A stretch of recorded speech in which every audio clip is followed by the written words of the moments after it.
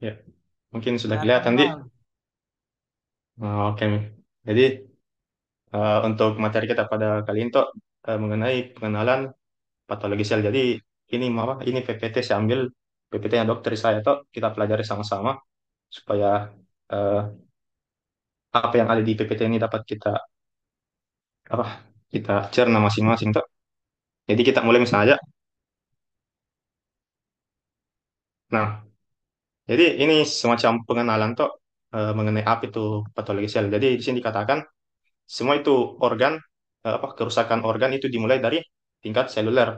Nah, kenapa bisa dikatakan semua organ itu mengalami kerusakan di tingkat seluler? Karena kita tahu bahwa kita ini tersusun atas yang namanya sel-sel, toh. Nah, dari sel-sel itu dia berkumpul menjadi satu jaringan dan bulan jaringan itu berkumpul menjadi organ. Itulah dikatakan kenapa kalau misalkan ada kerusakan pada jaringan itu dimulai pada kerusakan tingkat seluler. Kemudian lanjut. Nah, ini mengenai anunya, mengenai pengertiannya apa itu patologi. Jadi dikatakan di sini secara singkatnya itu patologi itu merupakan study of disease, maksudnya eh, apa ilmu yang mempelajari tentang penyakit.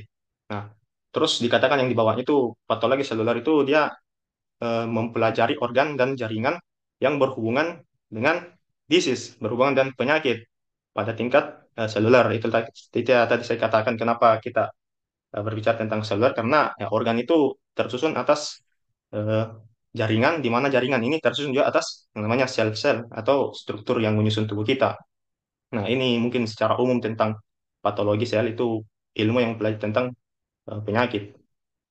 Nah, untuk mengetahui bagaimana itu sel yang mengalami penyakit, kita harus tahu normalnya sel. Normalnya sel itu seperti apa.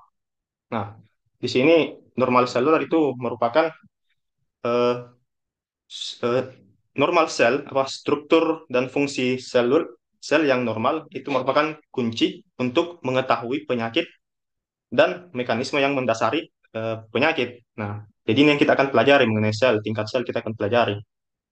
Nah, apa itu sel? Sel itu dikatakan di sini sebagai unit eh, kesehatan dan penyakit. Nah, pengertian secara umum sel itu merupakan struktur eh, ya struktur dan fungsional unit struktural dan fungsional tubuh yang menyusun suatu organisme. Kenapa dikatakan unit struktural? Seperti yang saya katakan tadi, bahwa kita ini manusia tersusun atas ribuan sel.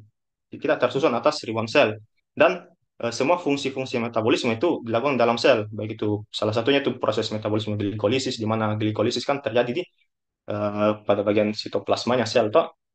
Kemudian, nah, di sini ada dikatakan semua sel itu terbuat dari komponen kunci molekul organik yang sama. Jadi, semua sel itu dia tersusun atas asam nukleat, protein, karbohidrat, dan lipid. Nah, kalau misalkan kita kembali ke pelajaran sebelumnya itu tentang membran sel, kita tahu strukturnya membran sel itu dia itu dikatakan phospholipid bilayer. Nah, itu di sini tertulis kenapa komponen kuncinya sel itu ada salah satunya itu lipid. Kemudian untuk protein, nah kita kenal itu namanya protein perifer, protein integral yang ada pada membran sel itu dia berfungsi sebagai transporter atau difusi terfasilitasi. Kemudian untuk asam nukleat, nah ini yang menyusun DNA yang ada pada sel itu. Kemudian untuk karbohidrat, nah itulah yang saya tadi katakan, metabolisme karbohidrat, glukosa, glikolisis yang terjadi di dalam sel sitoplasma. Nah, kemudian human body is composed of trillions of cell. Jadi tubuh kita itu tersusun atas ribuan sel, triliunan. Nah, ini yang kemarin dibahas sama dokter mengenai kompartemen sel. Jadi kompartemen sel itu semua yang ada pada sel, baik itu kita lihat di sini ada nukleusnya, eh, di sini ada nukleus, ada nukleolusnya atau anak intinya, kemudian ada retikulum endoplasma kasar. Kenapa kasar? Ya karena ada ribosom yang menempel sehingga permukaannya itu menjadi kasar. Ada retikulum endoplasma halus. Kenapa halus? Ya karena tidak ada ribosom yang melekat di situ. Kemudian ada plasma membran, ada endosom juga di sini, ada mitokondria, lisosom, dan aparatus Golgi. Nah, apa fungsinya masing-masing ini sel kompartemen? Kita lihat di sini. Yang pertama itu sitosol. Sitosol itu fungsinya metabolisme. Seperti yang saya katakan tadi, metabolisme apa? Metabolisme salah satunya metabolisme itu metabolisme glukosa, proses glikolisis terjadi di sitoplasma. Kemudian dia sebagai berperan dalam proses transport dan translasi protein. Sebagaimana kita tahu toh, kalau misalkan eh, dibentuk mRNA messenger RNA di dalam nukleus, dia akan keluar menuju ke sitoplasma untuk ditranslate oleh ribosom. Kemudian ada mitokondria. Nah, ini mitokondria ini khasnya itu dia memproduksi yang namanya energi. Kemudian dia berperan dalam proses apoptosis. Dia mengeluarkan faktor-faktor intrinsik tuh untuk proses kematian sel yang terprogram. Kemudian di sini retikulum endoplasma kasar. Di sini dia fungsinya dia mensintesis membran dan sekret protein, sintesis protein. Kemudian untuk retikulum endoplasma halus dan Golgi, dia itu modifikasi protein, sorting dan katabolisme. Nah, kalau nukleus kan itu inti sel. Jadi dia intinya ini sel, dia yang atur kini sel, itu dikatakan cell regulation. Dia yang atur bagaimana itu kerjanya daripada semua organel yang ada di dalam sel. Kemudian dia berperan dalam proliferasi dan proses transkripsi sebelum kemudian ditranslasi di sitoplasma. Kemudian ada endosom, ini endosom transport intraseluler dan ekspor dan ingestion of extracellular substance. Nah, kalau lisosom, ini lisosom dia fungsinya untuk katabolisme seluler. Lisosom dia mengandung enzim lisosim. Dari kata lisosom bisa kita ambil lisis.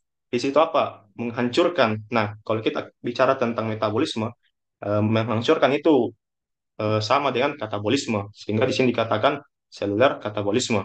Kemudian peroksisom itu dia berfungsi dalam metabolisme asam lemak. Dari kata peroksisom itu oksidasi. Oksidasi apa? Oksidasi asam lemak. Nah, di sini katakan dia dia berperan dalam metabolisme asam lemak yang memiliki rantai yang panjang. Jadi, ini beberapa kompartemen-kompartemen yang terdiri atas sel dan juga beberapa fungsi-fungsinya. Kemudian kita lanjut. Nah, ini seluler protein. Jadi, seperti yang kita saya sebutkan tadi bahwa eh, struktur organik sel itu terdiri atas empat: asam nukleat, karbohidrat, protein, dan lipid. Nah, untuk proteinnya, ini protein dia tersusun atas yang namanya karbon, hidrogen, oksigen, dan nitrogen, serta beberapa asam amino. Kemudian ada tiga tipe protein, yaitu ada yang tipenya fibrose, ada tipenya globular, dan ada tipe yang membran. Nah, apa perbedaan antara fibrose dan globular? Nah, di sini perbedaannya. Kita tinjau dari ada 6 aspek, di mana satunya itu adalah contoh-contohnya. Jadi yang pertama itu mengenai bagaimana bentuknya itu untuk fibrose protein atau protein fibrose. Kemudian bagaimana perbedaannya dari protein globular. Kalau protein fibrose, dia itu bentuknya panjang dan sempit. Kalau misalkan globular, dia itu rounded dan spherical, maksudnya dia berbentuk bulat. Bagaimana cara hafalnya? Ah, dari kata globular, globe itu bumi, bumi itu bulat, jadi ya bentuknya globular pasti bulat. Kemudian untuk roll atau bagaimana perannya ini protein fibrose sama globular? Kalau protein fibrose dia berperan dalam fungsi struktural karena dia memiliki kekuatan, strength, dia kuat ini. Jadi dia berfungsi dalam proses struktural, dia menyusun struktur. Sedangkan kalau misalkan yang globular, dia itu berperan dalam fungsional, baik itu proses katalisis maupun transport. Nah, bagaimana kalau misalkan dengan solubility-nya atau kelarutannya di dalam air? Kalau yang fibrose, dia itu tidak larut. Kebanyakan dia tidak larut dalam air, insoluble. Berbeda halnya dengan globular, dia itu kebanyakan eh, larut dalam air.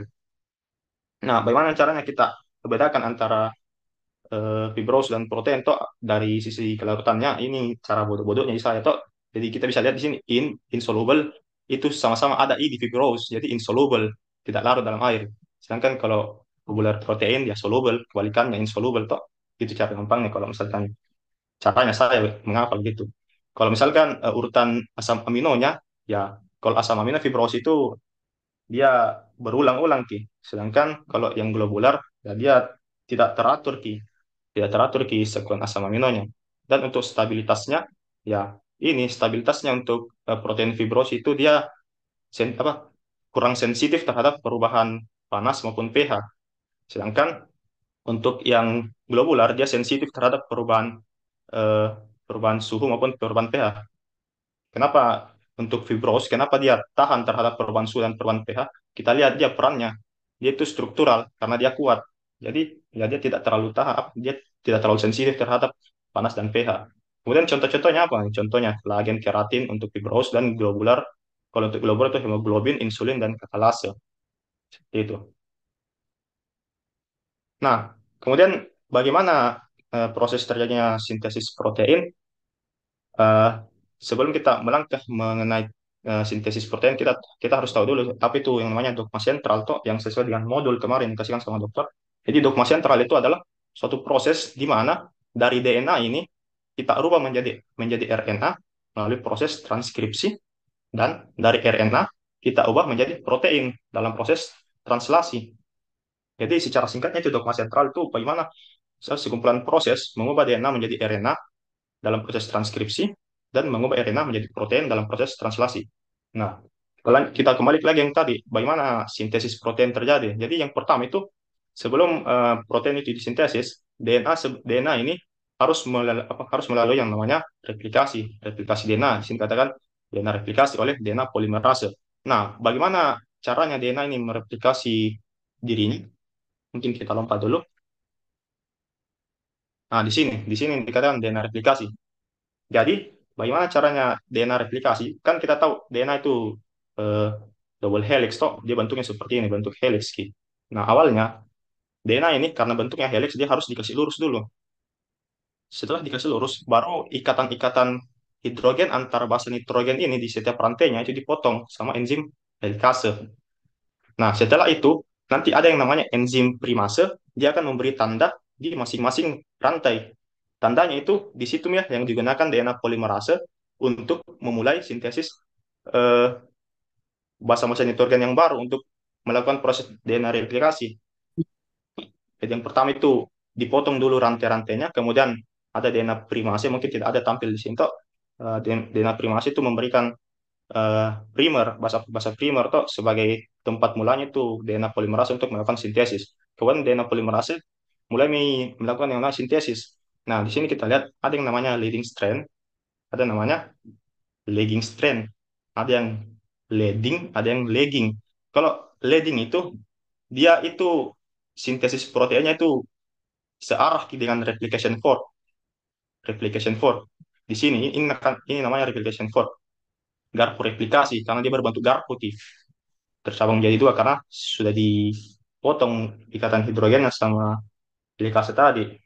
Nah, berbeda halnya dengan lagging. Lagging itu berlawanan dengan replication fork.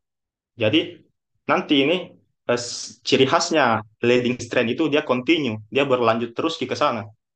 Kalau lagging dia tidak berlanjut karena dia tidak sesuai arahnya dengan replication fork. Seperti itu. Nah, setelah DNA polimerase menyusun mensintesis masing-masing strand ini yang telah dipotong, dia susun nih masing-masing basa nitrogennya, ya jadilah dua DNA. Yang awalnya masih satu, sekarang sudah ada dua DNA. Nah, begitupun untuk replikasi selanjutnya dari DNA yang telah terbentuk ini dipotong oleh enzim replikase, kemudian disintesis dengan DNA polimerase.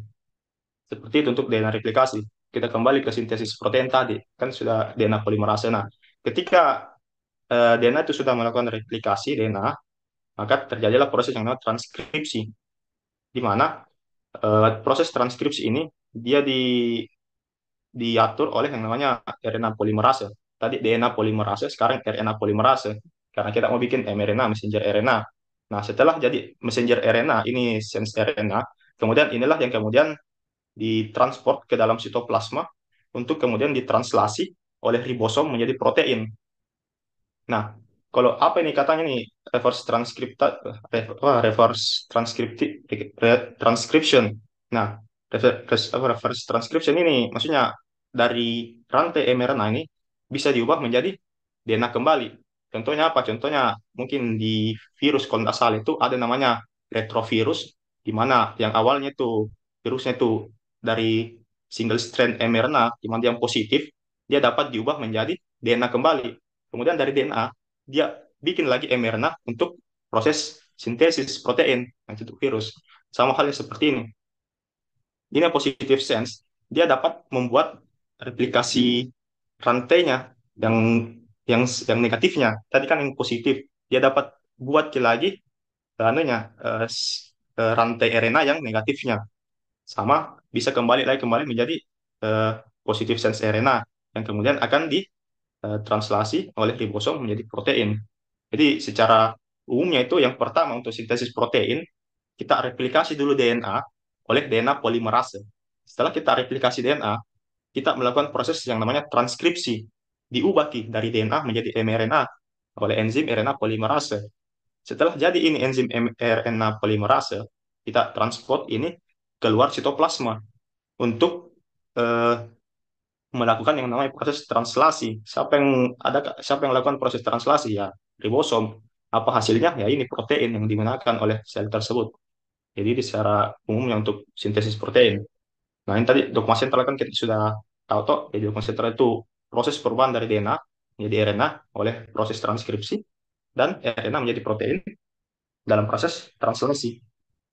Nah, kemudian bagaimana regulasi sel? Jadi intinya di regulasi sel ini bagaimana itu tubuh menjaga homeostasis, kan homeostasis itu keseimbangan. Ketika kalau misalkan kita kena luka di kulit tak, pasti kulit yang kena luka itu pasti mengalami yang namanya kematian sel. Kematian sel itu ada dua, ada apoptosis dan nekrosis. Nah, apa responnya tubuh? Ya, sel-sel yang ada di sekitar yang terkena tadi luka itu, dia melakukan proliferasi. Tujuannya apa? Untuk menggantikan tadi sel yang telah mati, yang luka tadi. Seperti itu. Dan kemudian eh, ada yang namanya sel basal ini, dia juga dapat berdiferensiasi menjadi sel yang lain. Contohnya apa? Contohnya tuh di tes bat kita atau kan di situ ada yang namanya sel gustatory, sel penyongkong dan sel basal. Sel basal bisa menjadi sel gustatory, bisa juga menjadi sel penyongkong. Seperti itu. Jadi intinya dari regulasi sel ini, bagaimana tubuh itu mempertahankan homeostasisnya melalui proliferasi, memperbanyak diri untuk menggantikan sel-sel yang telah mati atau sel dead, sel apoptosis atau nekrosis. Jadi berapa jumlah sel yang mati, itulah yang harus digantikan oleh tubuh dengan cara proliferasi. Seperti itu kalau regulasi sel. Nah, kemudian bagaimana dengan kematian sel? Tadi kan kita menyinggung tentang kematian sel. Nah, di sini dikatakan salah satu yang disinggung tentang kematian sel itu apoptosis. Apa itu apoptosis? Apoptosis itu kematian sel. Kematian sel yang terprogram. Dan ini penting dalam homeostasis sel. Apa bedanya dengan nekrosis? Nah, kita lihat. Kalau apoptosis, dia itu yang pertama, selnya itu mengalami penyusutan dan kromatinnya itu mengalami kondensasi. Setelah itu, ada yang namanya membran blebbing. Membran blebbing dan tidak menghasilkan reaksi inflamasi. Nah, disinilah bedanya antara nekrosis dan apoptosis. Kalau apoptosis, dia tidak menghasilkan reaksi inflamasi. Kalau nekrosis, dia menghasilkan reaksi inflamasi. Terus dari membran blebbing inilah kemudian akan muncul yang namanya apoptotic bodies. Nah, bagaimana supaya lebih jelasnya seperti ini? Ini yang di atas nekrosis, yang di bawah apoptosis. Nah, kita ke apoptosis dulu. Di apoptosis kan yang awalnya tadi saya katakan, yang pertama itu sel mengalami penyusutan dan kondensasi kromatin. Kemudian membran selnya itu blebbing. Blebbing itu maksudnya kayak seperti ini kayak apa menyusut ke selnya menjadi beberapa bagian-bagian. Nah, beberapa bagian inilah yang kemudian kita katakan sebagai badan apoptosis, apoptotic bodies. Nah, setelah dia menjadi badan apoptosis bodies atau badan apoptosis, nah badan apoptosis inilah yang kemudian akan dimakan oleh sel-sel makrofag di sekitarnya sehingga tidak menimbulkan reaksi inflamasi. Nah, coba kalau kita lihat nekrosis ini, akhirnya dia ini membran selnya rusak ki, robek ki membran selnya. Akibatnya eh, susunan substansi selulernya baik itu sitoplasmanya, organel-organel yang ada di dalam itu keluar ki. Nah, karena dia keluar, sel-sel imun itu akan eh, mengidentifikasi sel yang tersebut sebagai suatu keanehan. Waduh, kenapa ini ada sel yang rusak? Ada apa ini? Oleh karena itu dia menghasilkan itu sel-sel imun menghasilkan eh, apa? Sitokin-sitokin proinflamasi. Akibatnya apa? Terjadilah inflamasi. Seperti itu. Jadi salah satu ciri khasnya antara apa yang menjadi perbedaan utama antara nekrosis dan apoptosis itu ya ini no inflamatory inflamasinya. Kalau apoptosis itu ada tidak ada inflamasinya. Kalau nekrosis ya ada inflamasinya karena rusak di membran sel yang sini. Sedangkan apoptosis dia membentuk badan apoptosis seperti itu. Nah, kita tadi singgung untuk mengenai regulasi sel itu sel proliferasi sel. Nah, di sini dikatakan proliferasi sel itu merupakan dasar dalam pengaturan sel untuk perkembangan homeostasis jaringan dan penggantian sel yang mati dan rusak. Sama seperti tadi, ketika ada sel yang rusak atau sel yang mati, maka sel tersebut akan digantikan dengan cara proliferasi. Itulah untuk mempertahankan homeostasis tubuh. Ketika ada sel yang rusak, tubuh akan memberikan respon berupa penggantian sel-sel yang rusak tadi dengan cara proliferasi. Oh, baru sini katakan eh, elemen kunci dari proliferasi sel adalah replikasi DNA yang akurat dalam proses siklus sel. Nah, bagaimana itu yang namanya siklus sel? Kita lihat di sini. Oh, kita lihat dulu DNA atau tadi kita singgung tentang DNA terus. Nah, apa itu DNA? DNA itu deoksiribonukleik acid atau asam deoksiribonukleat. Nah, dia itu berbentuk double helix yang dibentuk oleh pasangan basa. Nah, ini pasangan basanya ini semua adenin, timin, guanin, sitosin. Ini disebut sebagai pasangan basa. Kan double helix itu. Nah, double berarti dua ki, dua rantainya. Ada rantai satu ini, yang satunya juga ada anunya pasangan basanya, adenin, timin, guanin, sitosin. Kemudian dia itu melekat pada tulang punggung gula fosfat. Yang mana itu gula fosfat? Yang ini warna kuning. Yang ada huruf P, ini fosfat semua ini. Gula fosfat. Dia melekat pada gula fosfat. Terus apa ini yang warna yang warna yang berbentuk segi limanya? Ini gula pentosa ini. Nah, inilah struktur dari DNA. Ada gula fosfat, gula pentosa, ada basa nitrogen. Nah, basa nitrogen ini ada adenin, ada timin, guanin, dan sitosin. Terus dikatakan bahwa DNA manusia itu terdiri dari 3 miliar basa. Dan kromosom itu dia itu merupakan gabungan dari DNA dan protein histon. Jadi DNA dan protein histon itu dikemas sehingga membentuk yang namanya kromosom. Nah, DNA dan kromosom inilah yang penting dalam proses siklus sel. Nah, bagaimana itu proses siklus sel? Seperti ini. Jadi secara umum itu siklus sel itu kita bagi menjadi beberapa bagian. Yang pertama itu proses apa? G1. G1 itu gap 1. Kemudian ada fase sintesis, ada fase G2, dan ada fase M. M ini mitosis. Mitosis ini sebentar kita singgung, ada sel tersendirinya. Nah, kita mulai dari G1. Di sini dikatakan di G1 eh, dia terjadi menjelang akhir fase pertumbuhan G1. Jadi di G1 ini tuh yang utama di sini yang terjadi itu ini. Apakah sel ini sudah cukup besar dan dia sudah memiliki protein untuk proses sintesis. Nah, kan dari G1 ini dia akan masuk dalam proses sintesis. Nah, oleh karena itu di G1 ada yang namanya checkpoint. Checkpoint itu dicek apakah ini selnya sudah eh, bisa untuk melakukan proses sintesis berupa apa. Yang pertama itu apakah selnya sudah cukup besar dan juga protein yang digunakan untuk proses sintesis itu sudah ada. Kalau misalkan tidak ada, ya ini dia pergi ke fase G0. Apa itu fase G0? Fase istirahat. Jadi ketika sel yang dianggap belum sesuai kriterianya untuk masuk dalam fase sintesis, ya ini dia masuk ke fase G0 atau fase istirahat untuk kemudian dia mempersiapkan dirinya untuk masuk ke dalam fase sintesis. Nah, ketika di fase sintesis, di sini terjadi yang namanya sintesis. Apa yang disintesis? Sintesis DNA, replikasi DNA yang tadi saya katakan. Jadi, ketika dia masuk di fase sintesis, ya terjadilah proses sintesis DNA. Setelah dia terjadi proses sintesis DNA, dicek kembali apakah eh, sel ini dia betul-betul telah mereplikasi DNA-nya dengan baik dan benar. Ya, kalau benar, masuk ke fase G2. Fase G2 ini sama seperti fase G1. Cuman untuk fase G2, ini mempersiapkan selnya untuk proses mitosis. Kalau yang fase G1, itu mempersiapkan dirinya untuk fase sintesis DNA. Nah, setelah fase G2, dia masuk ke dalam proses mitosis. Bagaimana itu fase mitosis? Nah, kita lihat. Ada beberapa fase mitosis yang seperti ini. Jadi secara umum tuh fase mitosis itu ada empat fase. Ada yang namanya profase, metafase, anafase, dan telofase.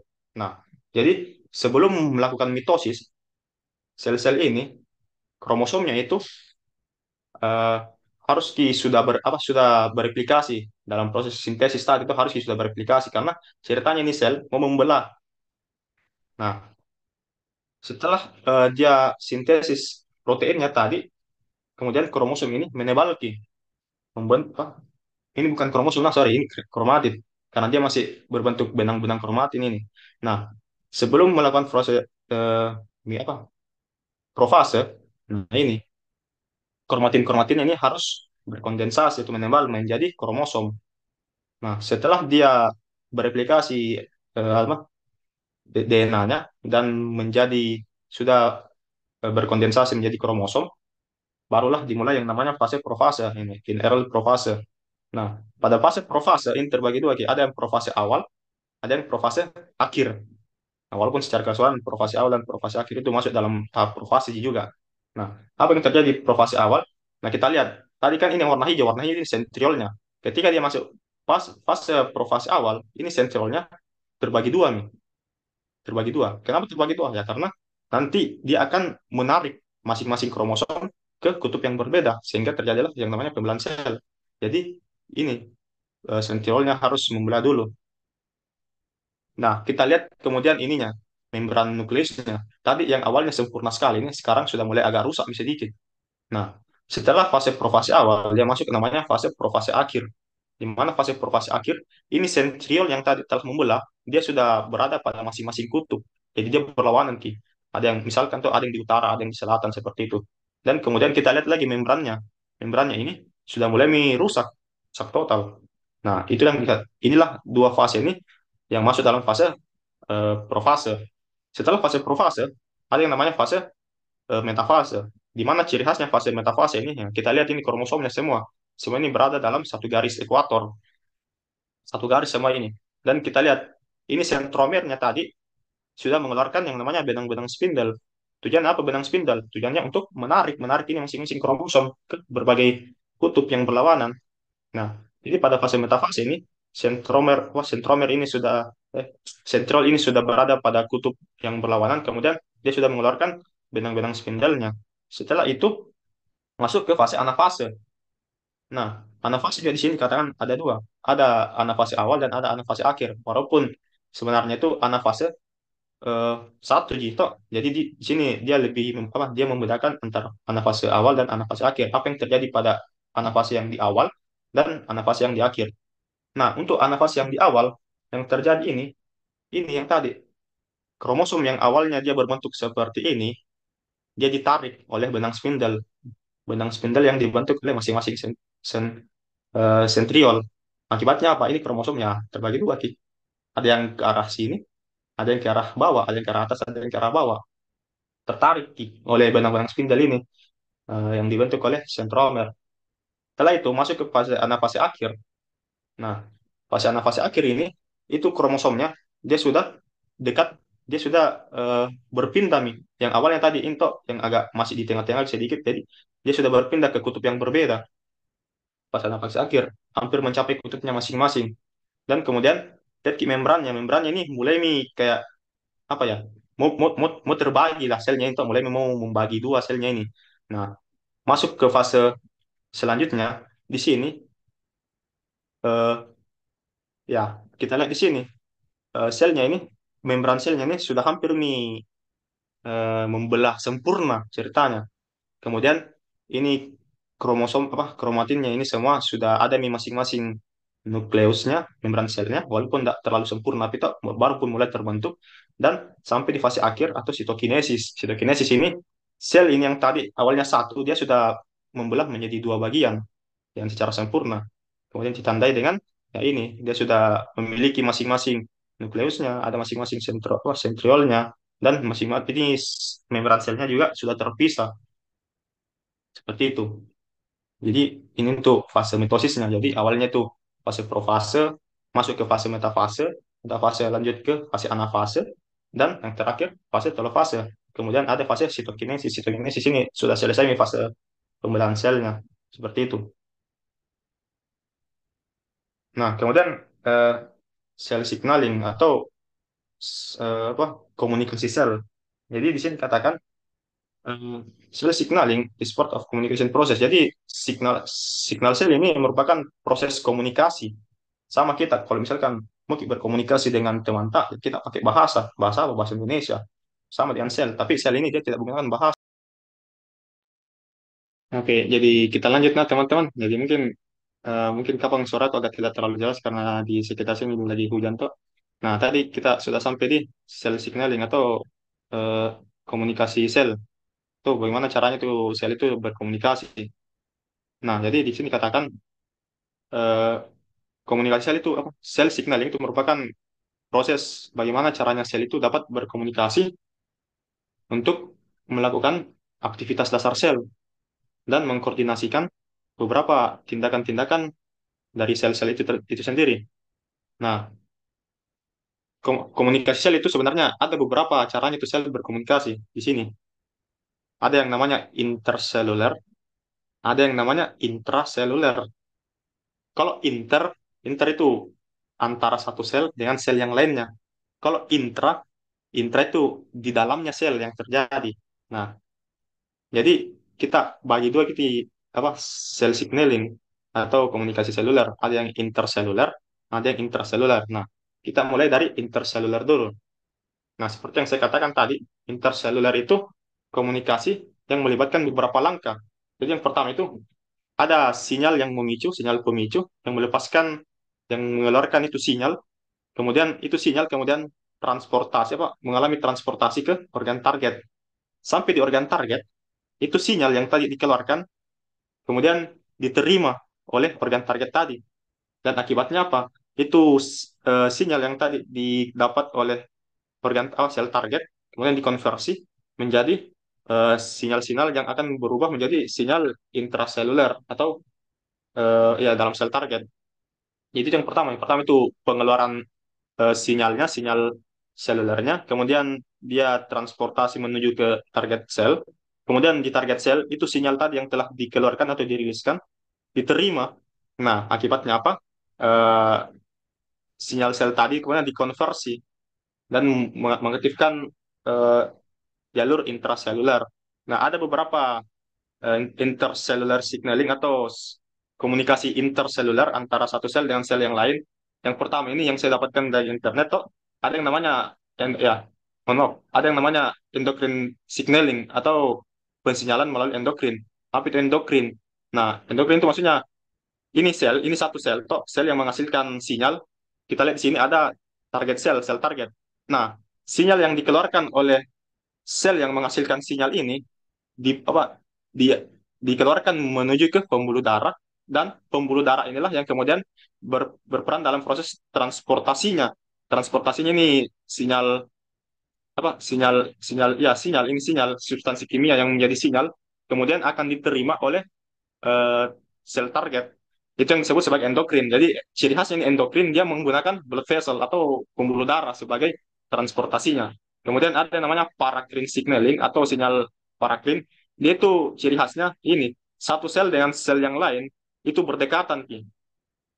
Toh berdekatan Ki. Beda tadi seperti endokrin dia jauh sekali kini sehingga dia butuh sirkulasi atau pembuluh darah untuk mengantarkan sinyalnya.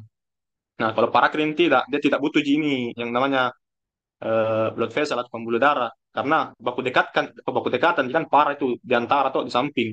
Jadi ya ini sel yang menghasilkan sinyal, mengeluarkan sinyalnya, kemudian sel yang di sampingnya menangkap sinyal itu dan kemudian terjadilah yang namanya uh, intracellular signaling atau proses yang terjadi dalam sel itu sendiri. Nah, kemudian ada yang namanya autocrine signaling atau sinyal autocrine. Autocrine dari kata auto, auto itu ya auto untuk dirinya sendiri.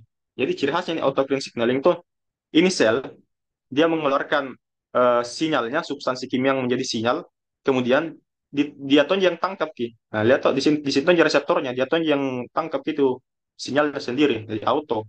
Nah, kalau signaling by plasma membran, nah ini tadi dia menggunakan membran plasmanya untuk proses signaling. Beda halnya tadi paracrine. Paracrine ini kan dia mengeluarkan sinyalnya ke ekstraseluler, kemudian nanti ini pergi menuju ke sel yang memiliki reseptornya. Kalau ini tidak, dia menggunakan membran plasma sebagai pelekatan proteinnya untuk proses pensinyalan.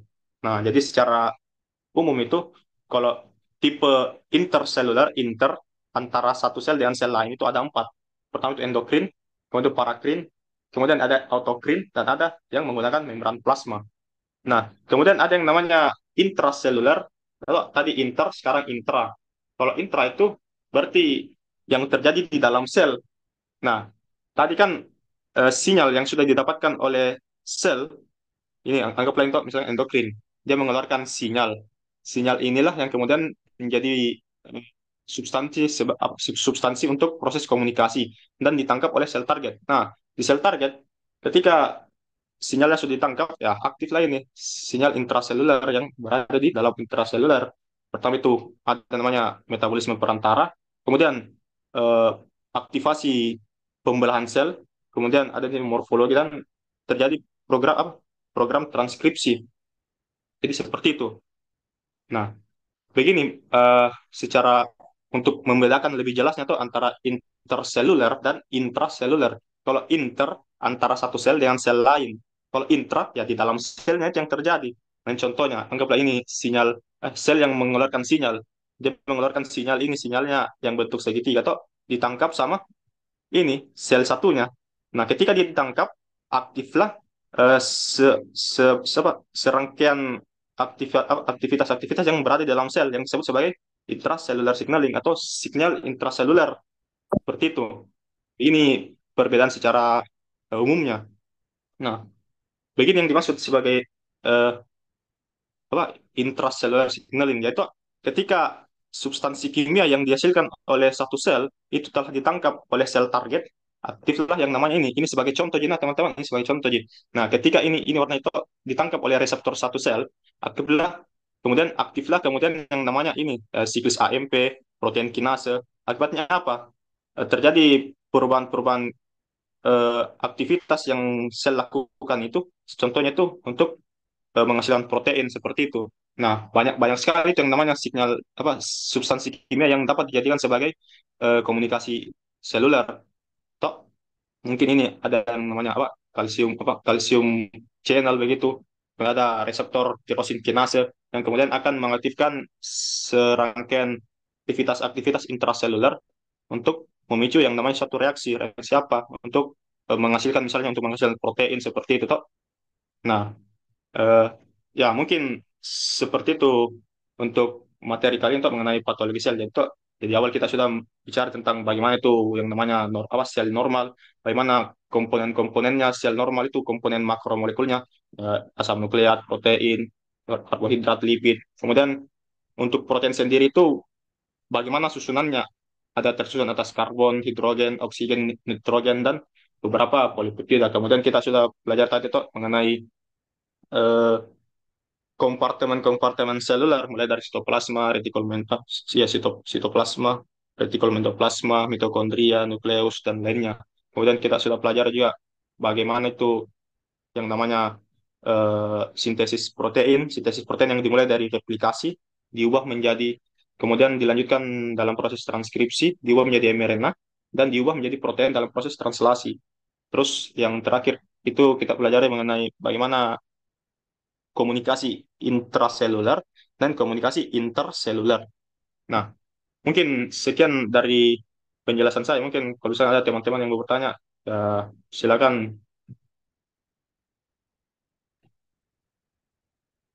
Saya persilakan tahu teman-teman sebetulnya ada yang mau bertanya atau bagaimana atau ada yang menurutnya teman-teman kurang berkaitan dengan penjelasan saya yang kurang mungkin bisa ditambahkan toh karena kita sama-sama belajar di sini.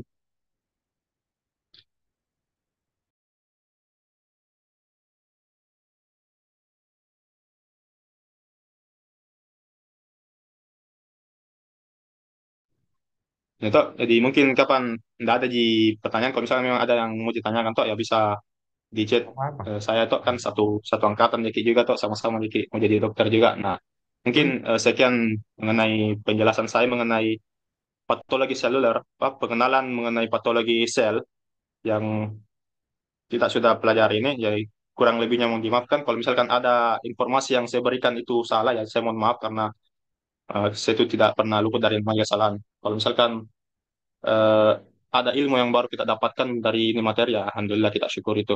Jadi ya kurang lebihnya dari saya. Assalamualaikum warahmatullahi wabarakatuh. Waalaikumsalam warahmatullahi wabarakatuh. Makasih, Waalaikumsalam. makasih nah Kamil. Eh iya, yang lain juga kalau misalnya ada yang mau bertanya bisa bisa sekali Ji. Atau kalau misalnya Kamil mungkin ada beberapa yang kayak malu Ki bertanya di sini, bisa juga di chat kah di WA atau di mana? untuk bertanya atau diskusi soal ini. Bisa jika. Oh ya, bisa sekali itu. Ya, Oh bisa bisa sekali sekali itu, Pak. gitu. Oke. Jadi iya nah makasih nah. Nanti iCoed-nya bakal kami kirim Ji. Adi tuh sudah aku kirim mana toh link Google Docs bakal dikumpul di situ semua Ji iCoed-nya. Oke. Subhanallah wa bihamdika. Asyhadu an la ilaha illa anta Oke. astaghfiruka wa atubu ilaik. Sudah Mina. Thank you. Thank you kami.